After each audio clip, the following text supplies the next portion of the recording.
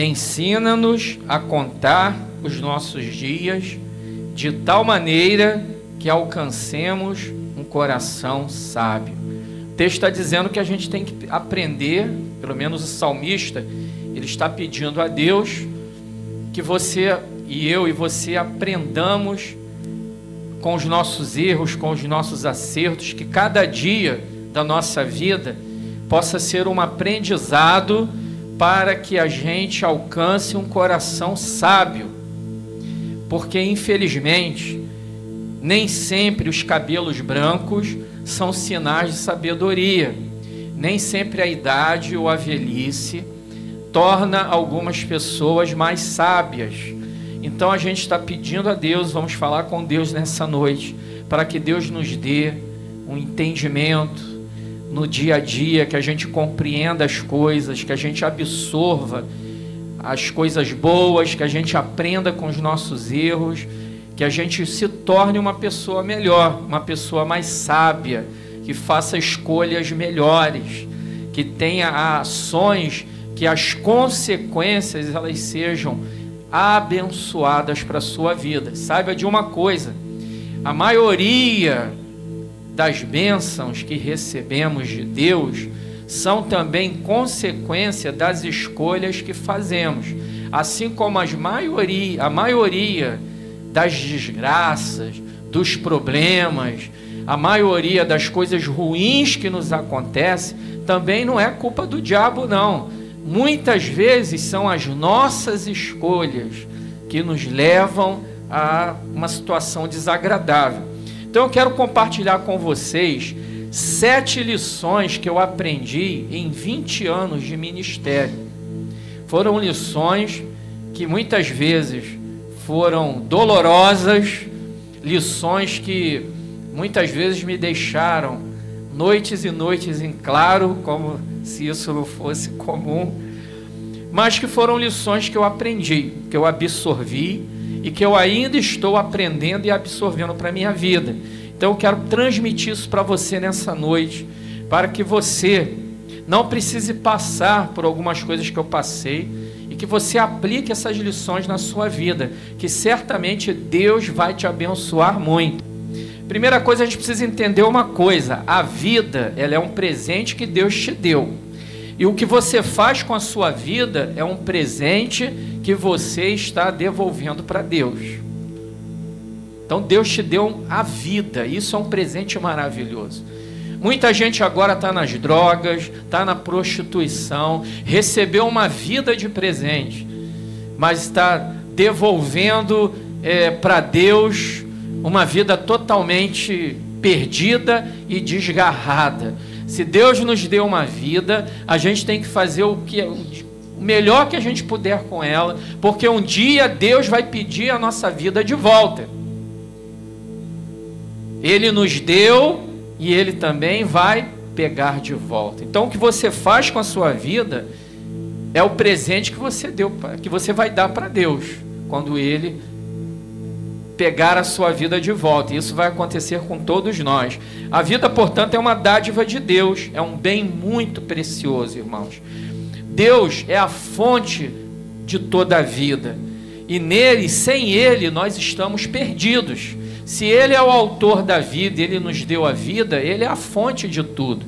Por que que, infelizmente, esse mundo está assim? Por que que o mundo está tão perdido? Por que que o mundo tem tanta maldade? Por que que as pessoas estão tão amargas, tão distantes de Deus? Porque simplesmente as pessoas não estão sendo gratas a Deus pela vida que Deus deu a elas. A gente precisa ter em mente e nós precisamos ser gratos a Deus. Primeiro ponto: o Evangelho, ele não é satisfação. O Evangelho, ele é transformação. Muita gente vem para a igreja para ficar rico, muita gente vem para a igreja para ser próspero, muita gente vem para a igreja para ganhar alguma coisa, mas saiba de uma coisa: o Evangelho, antes de tudo, ele é transformação. O Evangelho não existe para que você tenha um carro novo, o Evangelho não existe para que você tenha uma casa nova, uma casa própria, o Evangelho não existe para que você tenha um trabalho bacana, o Evangelho não existe para que você tenha um grande salário. O Evangelho, ele existe para transformar a sua vida. O Evangelho, ele existe para que você se torne uma pessoa realmente abençoada por Deus. Paulo, ele disse lá em Gálatas 2:20: já estou crucificado com Cristo, e vivo não mais eu, mas Cristo vive em mim, e a vida que vivia na carne, vivo na fé, no Filho de Deus, o qual me amou e se entregou a si mesmo por mim.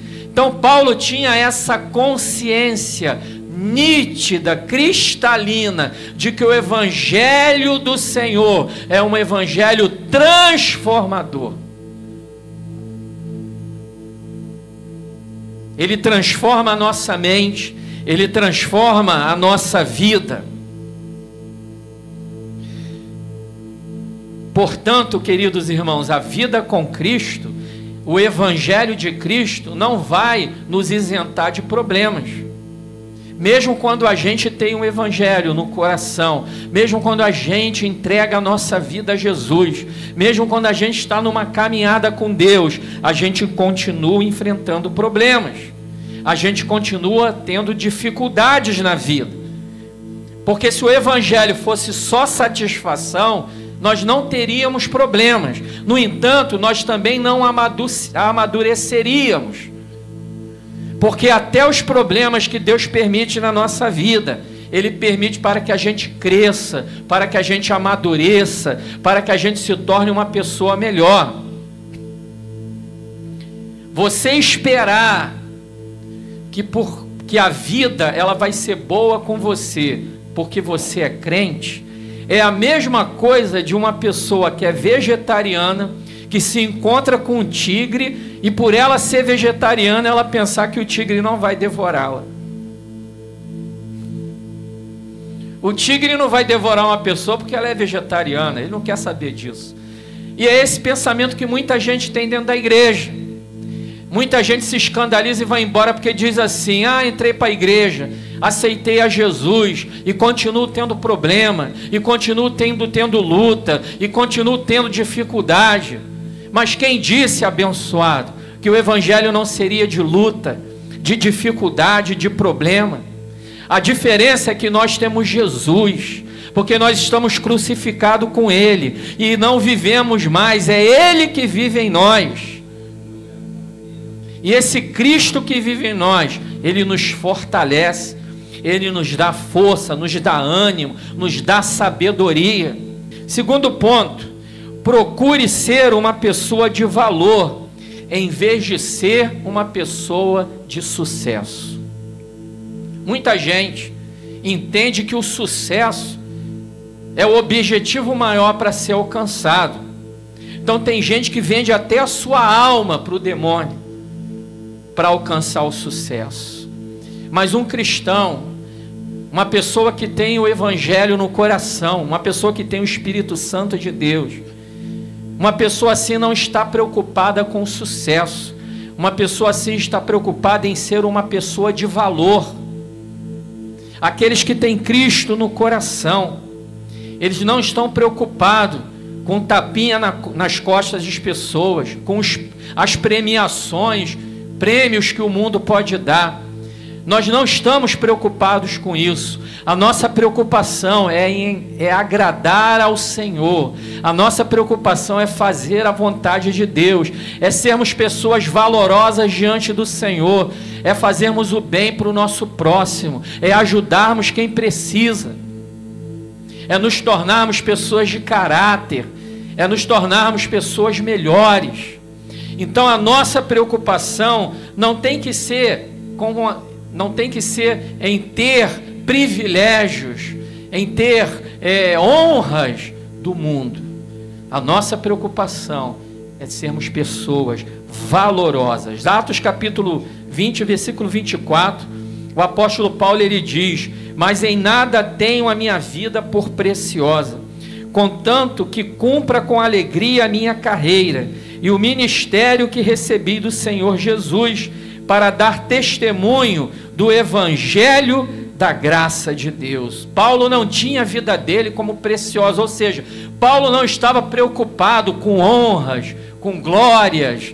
Paulo não estava preocupado com favores, agradar pessoas. A preocupação de Paulo era agradar ao Senhor Jesus, pregando o evangelho do Senhor em todos os lugares. Então procure, de verdade, ser uma pessoa de valor. Deixe de mentir, deixe de roubar, deixe de fofocar, deixe de se prostituir. Seja uma pessoa agradável, seja uma pessoa boa com os outros, aberto para ouvir, aconselhar, ajudar. Julgue seu sucesso, queridos, não pelas coisas que você tem, mas julgue o seu sucesso pelas coisas que você teve que renunciar para Deus. Ser uma pessoa de valor é pensar exatamente assim. O meu sucesso não é porque eu tenho uma casa que Deus me deu. O meu sucesso não é porque eu tenho um carro que Deus me deu. O meu sucesso não é porque eu tenho um emprego que Deus me deu. O meu sucesso está nas coisas que eu renunciei pelo Senhor. Antes eu bebia, hoje eu não bebo mais. Antes eu cheirava, hoje eu não cheiro mais. Antes eu me prostituía, hoje eu não me prostituo mais. Antes, aos domingos, estava em casa vendo o Fantástico. Hoje eu estou na igreja adorando o Senhor. Então julgue o seu sucesso por isso, pelo que você teve que renunciar para Deus, porque a gente tem que renunciar algumas coisas para Deus. João 14, 21 diz: aquele que tem os meus mandamentos, este e os guarda, este é o que me ama, e o que me ama será amado pelo meu Pai, e eu o amarei e me manifestarei a ele. Jesus quer se manifestar a você, mas você precisa guardar os seus mandamentos. E muitas vezes guardar os mandamentos do Senhor é renunciar às nossas vontades, aos desejos da nossa carne, à vontade dos outros. Então procure ser uma pessoa de valor, não uma pessoa de sucesso. O sucesso é secundário. Ser uma pessoa de valor tem que ser prioritário na vida de um cristão. Terceiro, não encontre falhas, encontre soluções. Qualquer um sabe reclamar. Muitas vezes nós somos muito bons para encontrar falhas, para encontrar defeitos, e muito bons para reclamar. Mas Deus não te chamou para isso, para ficar encontrando falhas, para ficar reclamando. Deus separou você para encontrar soluções. Deus não separou reclamões. Reclamões, a Bíblia não fala, nem elogia. A Bíblia fala sobre realizadores, sobre pessoas que fazem, mesmo diante da resistência, mesmo diante da oposição, mesmo diante de espíritos contrários. Deus não te chamou para ficar olhando falhas. Deus te chamou para encontrar solução. Seja na sua vida particular, seja na sua vida espiritual, seja na sua vida financeira. As pessoas de maiores sucesso, se a gente for ler biografia, eu gosto muito de ler biografias. Eu já li biografias de algumas pessoas que alcançaram o sucesso, que conseguiram realizações. Embora a gente tenha falado no ponto anterior que a gente deve buscar ser uma pessoa de valor, mas não é errado você ter sucesso. Não estou dizendo isso. É bom ter sucesso, desde que você não coloque isso em primeiro lugar. Mas as pessoas que alcançam sucesso, seja na vida pessoal, seja na vida amorosa, seja na vida profissional ou na vida espiritual, essas pessoas, elas não são críticas, reclamonas. Eu quero perguntar para você uma coisa: você já viu alguma estátua que tenha sido levantada para um crítico? Você já viu alguma estátua? Não tem. Quando a gente vai nos museus, quando a gente vai na cidade, lá no centro da cidade tem uma estátua do Mahatma Gandhi. Aí você vai nas praças, tem estátuas de generais, de presidentes. Em qualquer lugar do mundo, as estátuas, elas são levantadas, elas são construídas para pessoas que realizaram alguma coisa, para pessoas que fizeram, que deixaram algum legado. E você acha que com Deus é diferente? Mas quarto, é muito mais sábio percebermos o nosso defeito, porque o nosso defeito podemos mudar e não o dos outros. Pegando um gancho do que a gente acabou de falar dos reclamadores. Primos ou irmãos dos reclamadores são aqueles que vivem encontrando defeito nos outros. E vou dizer uma coisa para você: é muito melhor e muito mais fácil a gente olhar para os nossos defeitos, porque os nossos defeitos a gente pode mudar, mas o defeito dos outros não. Se a pessoa não quiser mudar, ela não vai mudar. Então muitas vezes a gente está preocupado demais em mudar as pessoas naquilo que a gente acha que elas precisam mudar, mas a gente é incapaz de olhar para dentro da gente. Olha o que a Bíblia fala em Mateus 7,3: e por que reparas tu no ergueiro que está no olho do teu irmão, e não vês a trave que está no teu olho? Ou como dirás a teu irmão: deixa-me tirar o ergueiro do teu olho, estando uma trave no teu? Hipócrita, tira primeiro a trave do teu olho, e então cuidarás em tirar o ergueiro do olho do teu irmão. Entrai pela porta estreita, porque larga é a porta, e espaçoso o caminho que conduz à perdição, e muitos são os que entram por ela. Aqueles que vivem falando mal dos outros, identificando defeitos, caluniando, essas pessoas vão entrar pelo caminho largo. E esse caminho largo é o caminho que leva para o inferno.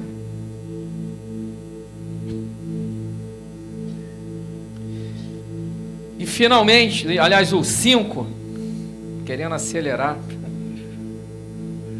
O 5, queridos, presta atenção, muito importante. Um dia sem sorrir, eu aprendi isso. Um dia sem sorrir é um dia desperdiçado. Sorria. Sabe quando você levantar, você fala assim: Espírito Santo, muito obrigado. A gente está lendo um livro do Benihim, que é Bom Dia Espírito Santo. Uma coisa que eu aprendi no livro é que toda vez que o Benihim se levanta de manhã, ele agradece ao Espírito Santo. Então, quando você se levantar, sorria. Olha, quando você sorri para alguém, você transmite paz, você transmite força, uma energia que vem de Deus. Ninguém quer estar perto de gente emburrada. Tem gente que pensa o seguinte, que por ser emburrada, que por ser melancólica, por se ficar se vitimizando, tem pessoas que acham que isso vai atrair as pessoas. Isso só vai atrair as pessoas por um momento. Se você só anda reclamando da vida, se você só anda se vitimizando, dizendo que todo mundo te persegue, se você só anda de cara amarrada, num primeiro momento vai ter um abençoado ou uma abençoada que vai se aproximar de você, vai perguntar o que está acontecendo, mas se a pessoa percebe que você é sempre assim, que você só age dessa forma, as pessoas vão se afastar de você. Vou falar uma coisa importante: ninguém quer ficar perto de derrotado. Ninguém quer andar com perdedores. Por isso que a Bíblia diz que em Cristo somos mais que vencedores. E se você é mais que vencedor, sorria. Está com problema? Sorria. As coisas estão ruins, mas alguém pergunta para você: e aí, como é que estão as coisas? A minha resposta é a seguinte: só vitória. Então, tá ruim, estou passando problema, 3, 4 dias sem dormir direito, estou endividado, mas queridos, eu estou sorrindo, porque eu sei que a alegria do Senhor é a minha força. Aí eu respondo: só vitória. Como é que você está, pastor Geraldo? Só vitória.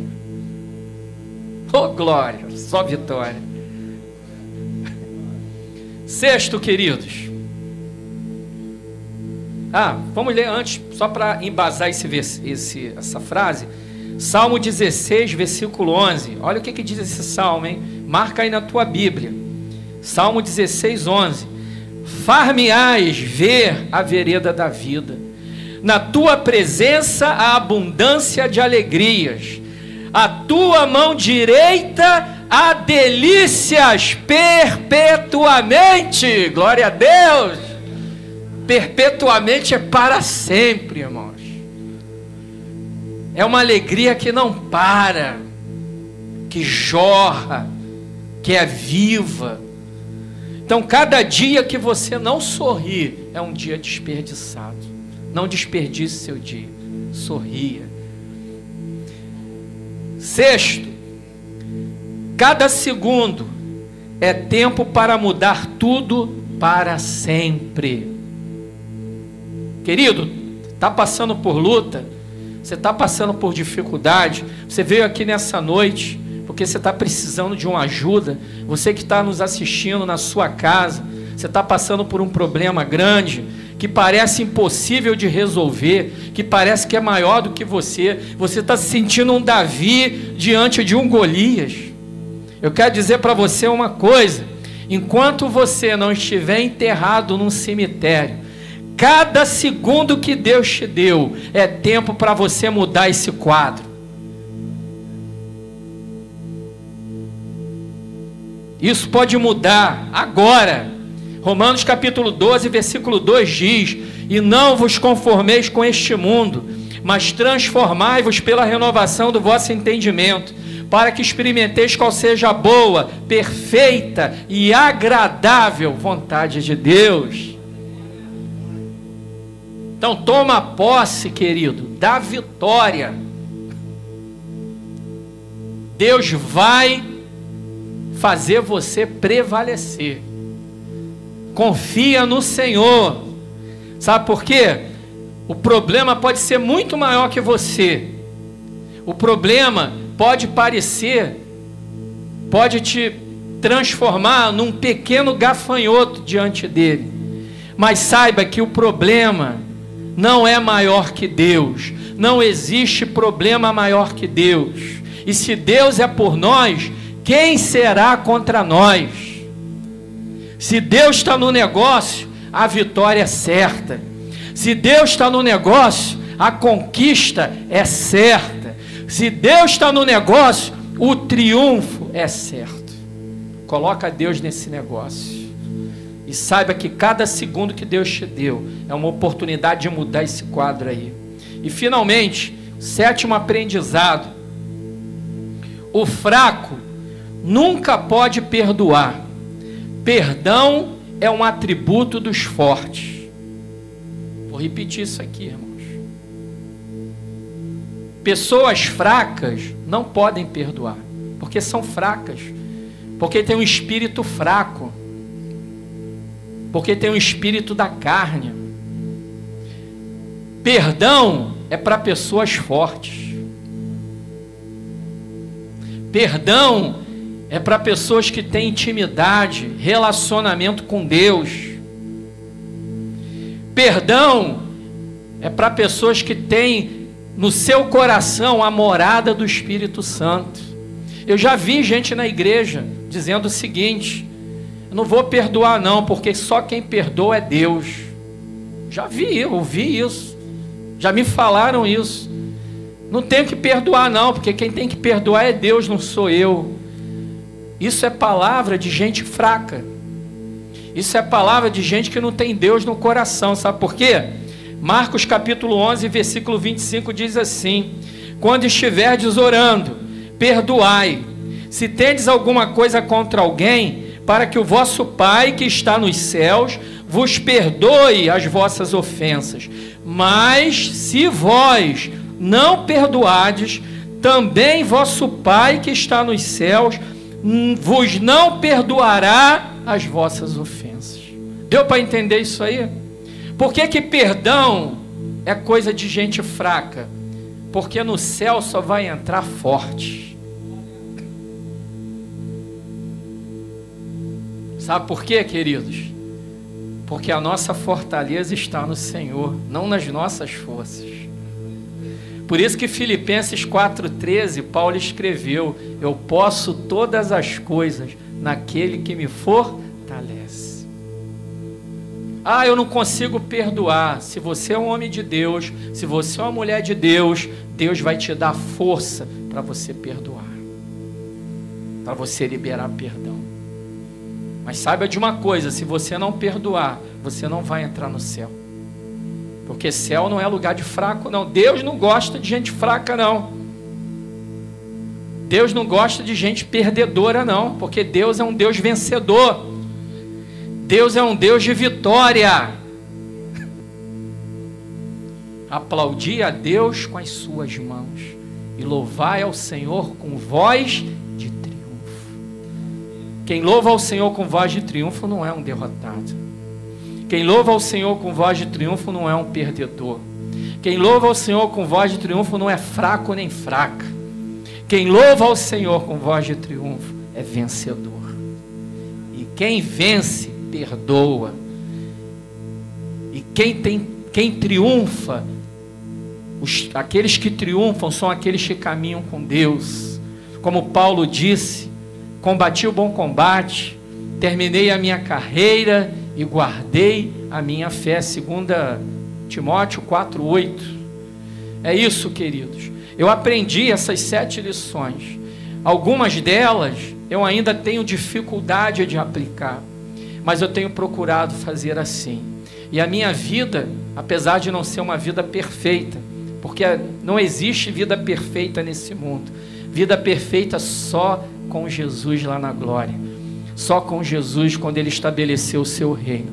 Mas eu tenho uma vida imperfeita como a de qualquer uma aqui. Mas eu tenho olhado para a palavra de Deus, tenho me baseado nela. E todas essas frases que foram faladas aqui, todas são baseadas na palavra. Josué, para a gente encerrar, quando Josué iria assumir o lugar de Moisés, uma responsabilidade sem tamanho, eu fico imaginando que Josué se sentiu pequenininho, que Josué deve ter pensado: eu não tenho capacidade nenhuma para substituir Moisés. Isso é muito grande para mim. Isso é muita coisa para mim. Mas Deus, olhando para Josué, lá em Josué capítulo 1, versículo 9, Ele disse assim: Josué, não te mandei eu? Esforça-te e tem bom ânimo, porque o Senhor teu Deus é contigo.